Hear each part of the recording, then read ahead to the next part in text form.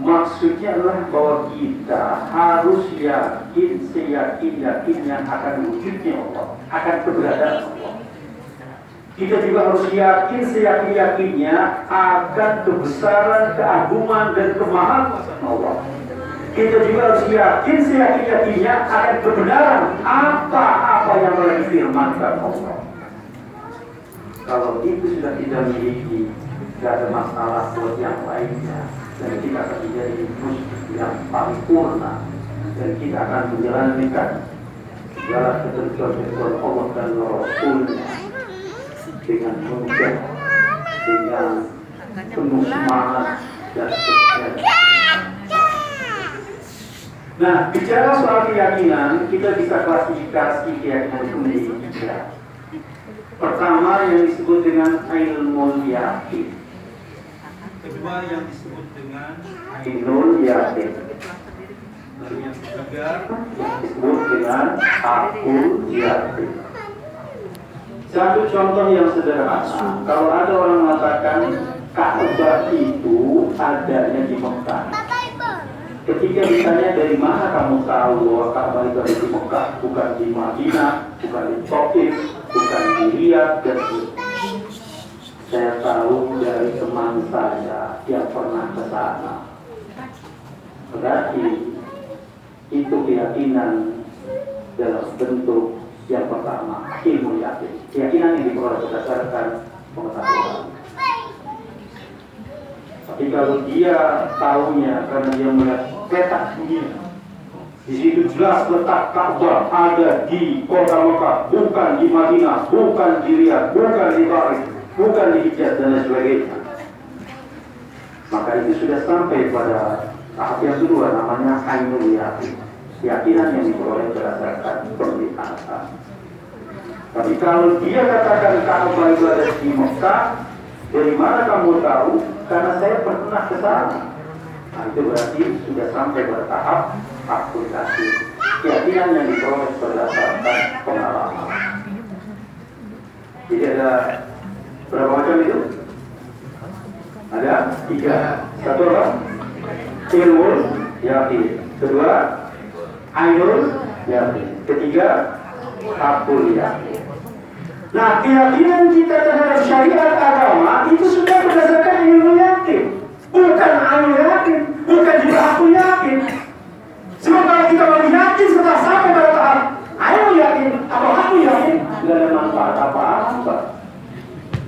Kita baru yakin bahwa di dalam kubur ada yang mendapat nikmat, ada yang mendapat azab. Kita baru yakin kalau sudah masuk dalam kubur, tidak ada gunanya.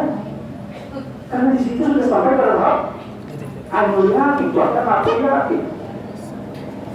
Kita baru yakin kalau ternyata ketika menghadapi sakratul maut, ternyata luar biasa memberitanya karena pada waktu sehatnya, pada waktu hidup di dunia sehatnya, dia selalu berkiman dalam berbuat dosa. Dia jauh dari perintah Allah Subhanahu wa Ta'ala. Dia selalu mengembangkan apa yang sudah Allah larang, dia tetap lakukan. Dia baru sadar ketika sakratul maut ternyata dia diadab, disiksa. Baru yakin ketika dia menghadapi sakratul maut, tidak ada gunanya. Karena pada saat itu sudah sampai pada tahap ainul yakin, bahkan akul yakin. Jadi ilmu yakin ini yang harus kita rawat, yang harus kita jaga. Dan inilah yang disebut dengan iman. Iman harus kita jaga, harus kita tingkatkan kualitasnya. Dan iman merupakan faktor penentu bagi kehidupan seorang nanti di alam akhirat.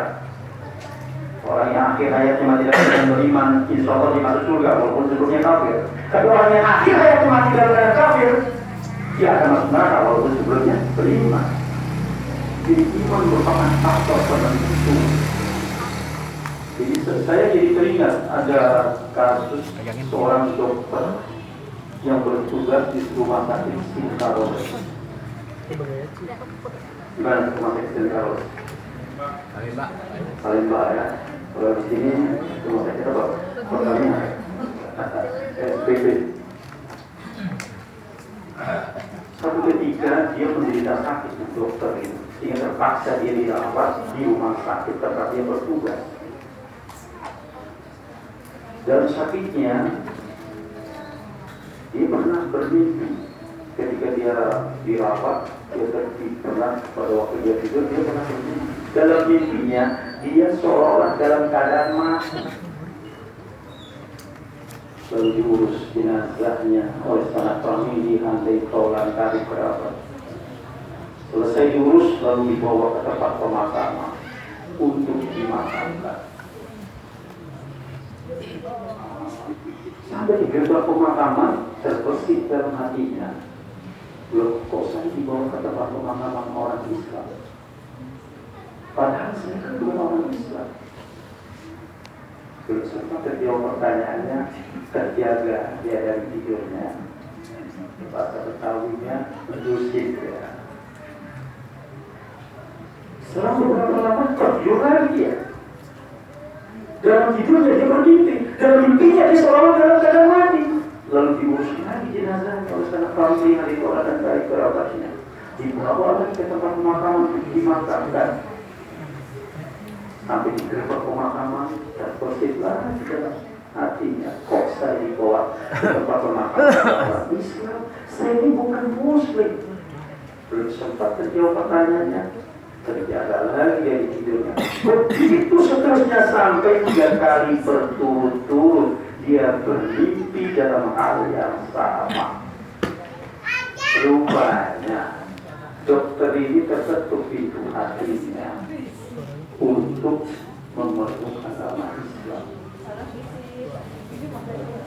Lalu dia panggil sahabatnya, satu profesi sesama dokter juga, ya, yang bertugas di rumah sakit Islam Jakarta. Nah, yang mana tuh? Pak Budi ya. Dia panggil. Setelah datang, nah ikutan dokter ini juga kembali juga berceramah dia. Itu kadang kemana-mana dia berceramah, tapi itu sudah nggak ada. Sudah meninggal dunia. Kita doakan berceramah. Soleh diterima oleh diampuni segala dosa. Jadi sampailah dia memenuhi panggilan sahabat karirnya di rumah sakit Singkaro.